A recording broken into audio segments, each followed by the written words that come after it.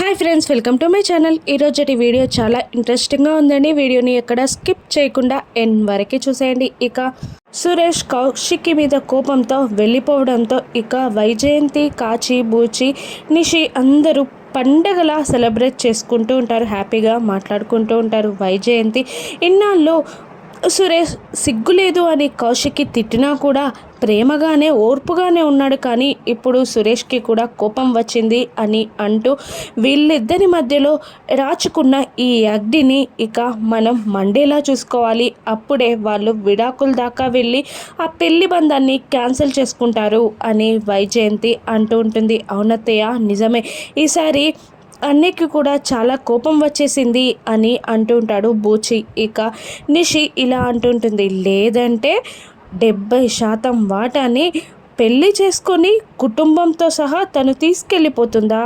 ముష్టి 30% వాటా వజ్రపాటి కుటుంబం అన్న పేరు, అంతే కదా మనకు దక్కేది.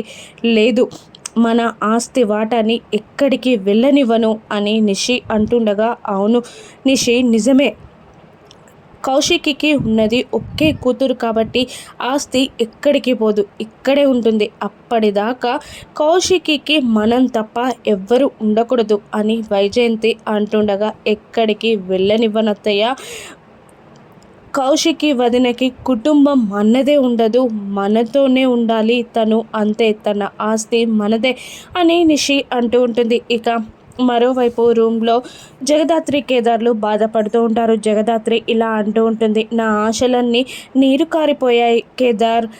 వదిన, అన్నయ్య ఇద్దరు హ్యాపీగా ఇంట్లో సంతోషంగా తిరుగుతూ ఉంటే చూడాలనుకున్నాను, కానీ అది నెరవేరేలా లేదు అని అంటూ ఉంటుంది జగదాత్రి. లేదు, అది జరగాలి జగదాత్రి, లేదంటే తండ్రి లేని జీవితం ఎలా ఉంటుందో నాకు తెలుసు. నాకన్నా ఎవరు అంత బాగా ఆ జీవితం గురించి చెప్పలేరేమో.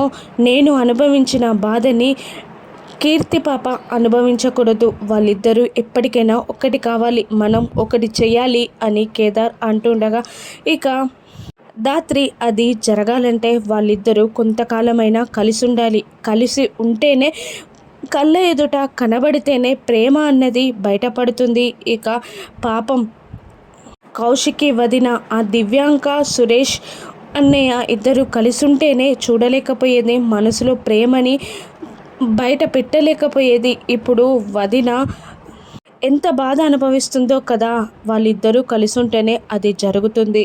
ఇక ఎలాగైనా వాళ్ళిద్దరిని ఒకటి చేయాలి అని దాత్రి కేదార్తో అంటూ ఉంటుంది. ఇక మరోవైపు సూర్యమామ కాల్ చేస్తాడు కేదార్కి. చెప్పు సూర్యమామ అని కేదార్ అంటూ ఉంటాడు. ఇక సూర్యమామ ఇలా అడుగుతుంటాడు, ఆ యువరాజ్ కానీ, యువరాజ్కి సంబంధించిన మనుషులు కానీ మీ దగ్గర లేరు కదా అని అడుగుతుండగా, లేరు, చెప్పండి అని జగదాత్రి అంటూ ఉంటుంది. ఇక సుధాకర్ కేదార్ వాళ్ళ నాన్నగారు అని తెలియజేసే సాక్ష్యాలు దొరికాయమ్మా. ఆనాడు పెళ్లినాడు వీళ్ళిద్దరిని పెళ్లి తీసిన ఫోటోగ్రాఫర్ ఒకరు సుబ్బారావు అనే అతను ఈ మధ్యలో నాకు కనిపించాడమ్మా అని అంటుండగా, అడ్రస్ ఏమైనా తెలిసిందా బాబాయ్ అని జగదాత్రి అడుగుతుంటుంది.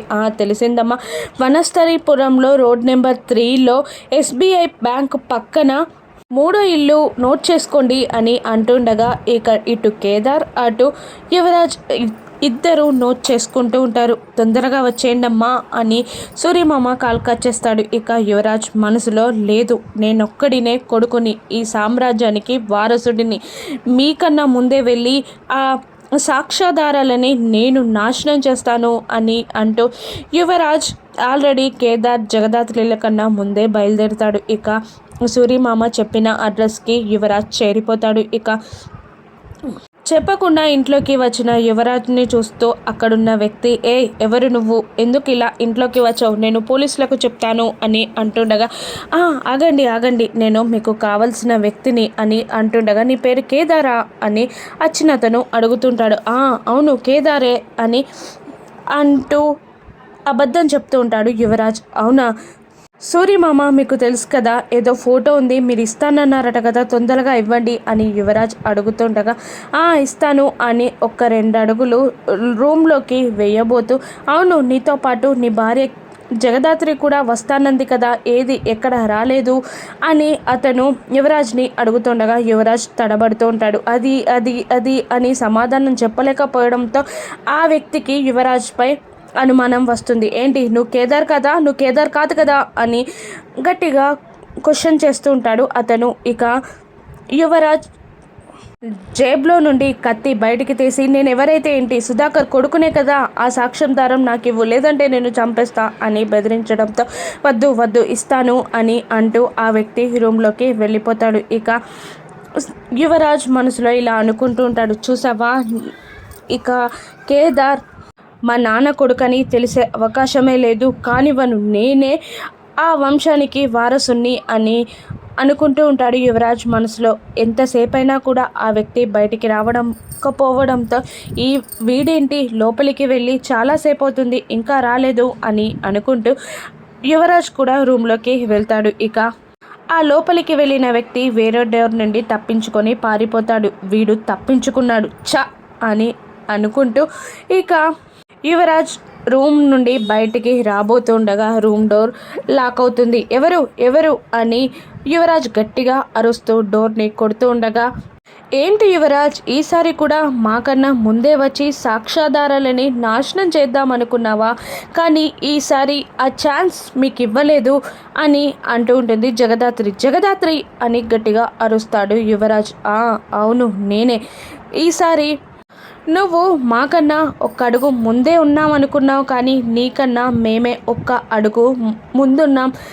సూరి మామతో మామ చెప్పు అంటే నిజం చెప్తాడు, చెప్పు మామ అంటే అబద్ధం చెప్తాడు, ఆ మామ చెప్పుకు మధ్యలో నువ్వు ఇరుక్కిపోయావు అని అంటూ ఉంటుంది జగదాత్రి. ఇక డోర్ తీ అని అంటూ ఉంటాడు యువరాజ్. తీస్తాను, ఎందుకు తీయను, కానీ ఎందుకు నువ్వింతలా ఎందుకు అది చేస్తున్నావు, అన్నయ్య అని అంటే నీకోసమే ప్రాణమైనా ఇస్తాడు, నీతో రోజు యుద్ధం చేయలేక నరకయాతన అనుభవిస్తున్నాడు. మీరు మీ కుటుంబ సభ్యులు అందరూ కలిసి కేదార్ని అనాథ దిక్కులేనివాడు అని ఎన్ని మాటలు అంటున్నా కూడా పంటి బిగవన భరించాడే తప్ప ఒక్క మాట కూడా నిన్ననలేదు. ఎన్నిసార్లు తన తండ్రికి తనకి మధ్యలో నువ్వు నిలబడి ఉన్నావు అన్నా కూడా నిన్ను ఒక్క దెబ్బ వేయలేదు. ఎందుకో తెలుసా, ఆ దెబ్బ నిన్ను కొడితే తగిలేది అతనికే, కాబట్టి ఇంత మంచి మనిషినా నువ్వు అపార్థం చేసుకుంటున్నావు అని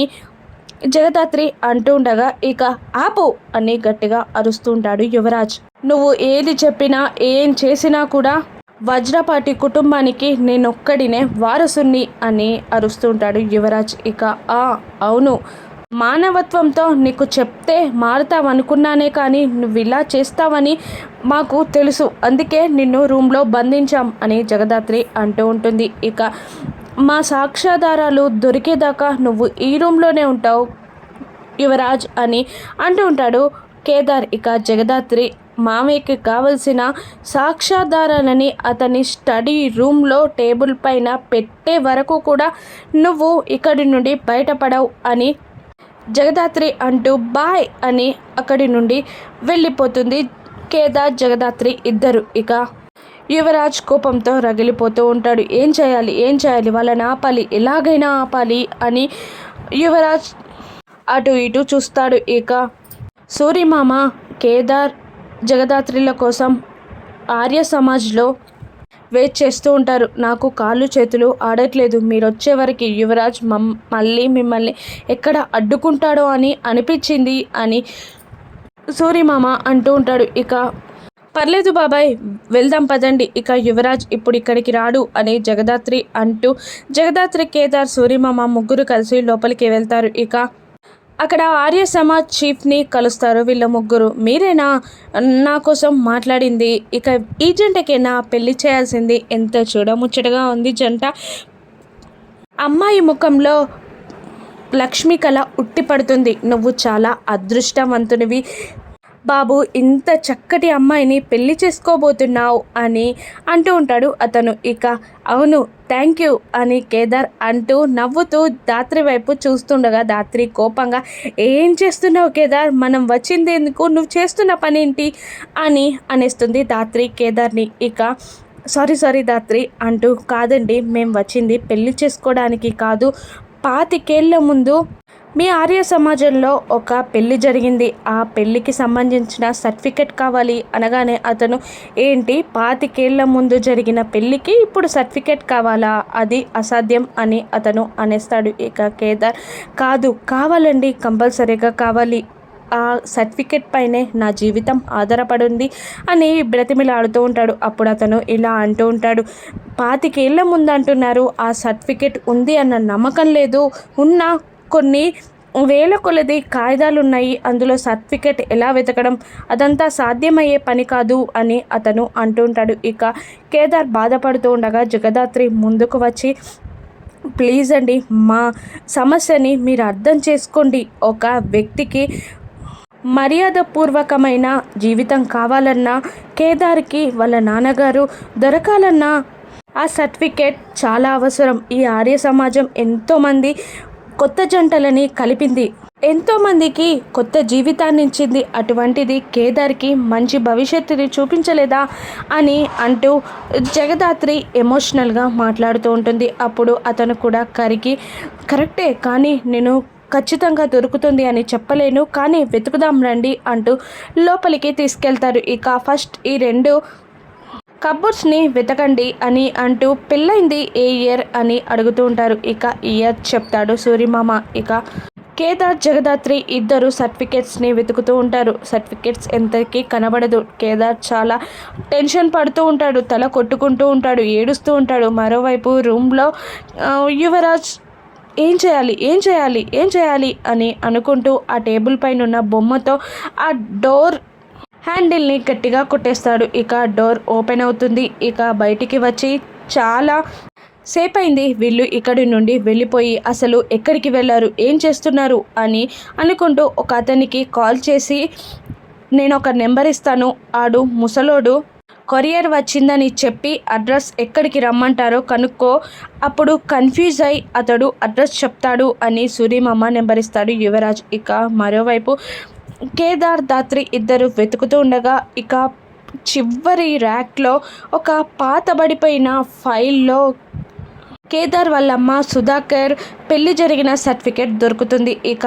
అది చూస్తూ ఆనంద బాష్పాలతో దాత్రి అని నోటికి రాకుండా చాలా కష్టంగా దాత్రి అని కన్నీళ్లతో ఆ సర్టిఫికేట్ని చూపిస్తూ ఉంటాడు దాత్రికి కేదార్. ఇక చాలా సంతోషపడుతూ ఉంటుంది దాత్రి. ఇక సూర్యమామతో, మేము ఈ సర్టిఫికేట్ని మామయ్య గారికి వదినకి చూపిస్తాం, మేము బయలుదేరుదాం అని అంటూ ఉంటుంది జగదాత్రి. ఇక యువరాజ్ ఆ సర్టిఫికేట్ని తీసుకోగలుగుతాడా? ఈసారైనా జగదాత్రి కేదార్లు ఆ సర్టిఫికేట్ని కౌశికికి సుధాకర్కి చూపిస్తారా?